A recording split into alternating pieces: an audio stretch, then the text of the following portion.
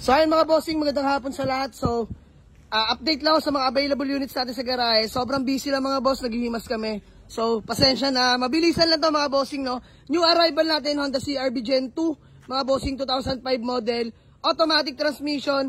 Eto mga bossing, urig-urig talaga, original paint, registered, sobrang lamig ng aircon. May third row seats to mga bossing. Original paint to mga bossing, paikot.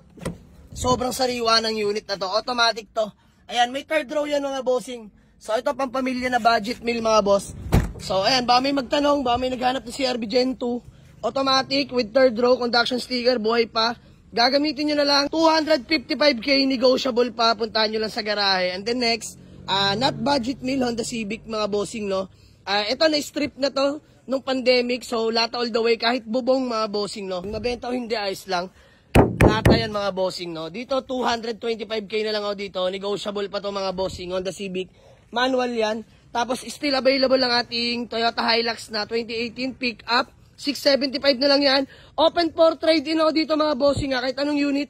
Basta prep ko, mag-add ka siya ng panalo naman tayo pareho mga bossing. Yun lang.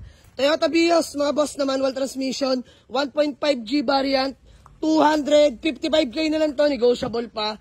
Tapos Honda CR-V Gen 1. Automatic, off-road build mga bossing, naka-lit 2 inch, naka-big tires, naka-rehistro, white plate na 225k negotiable, papuntahan nyo lang sa garahe. And then still available ang ating Honda Accord, automatic transmission, top of the line, naka-sunroof na mga boss, automatic to. 225k negotiable, gas and go na lang din. Ito Honda CR-V Gen 3. Automatic transmission, 2008 model, mga bossing, presentable in and out, mga bossing, gas and go. Good shifting, no delay, ganda ng suspension. 325k negotiable, madali tayong kausap dyan.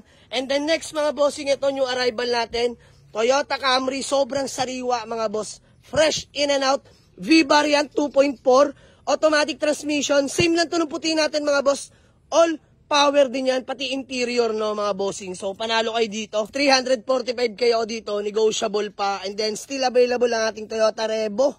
Mga bossing, bigay ko na lang to, 185, negotiable pa. And then, new arrival natin, Toyota Revo din na manual transmission.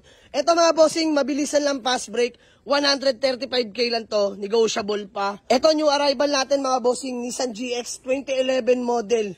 Manual transmission, mga bossing, no. So, dito, 155k lang ako dito, negotiable. And then ito, Mitsubishi Mirage, 2016 model, automatic transmission, 87k urig mileage, fresh in and out mga boss, good suspension, walang kalampag, nakarehistro pa, sobrang lamig ng aircon, gas and go na lang tong Mirage natin. So, ayan, sa mga naghanap ng Mirage na 2016 automatic, available na to, 325k only, negotiable pa yan mga bossing. So, ayan, sa mga gusto mag-walk-in, Waze or pin nyo lang sa Google Map, John Malik Auto Garage, Paliparan 2. Dasmariñas, Cavite, mga bossing. Marami pa tayo paparating na available na units, mga bossing. Abang-abang lang.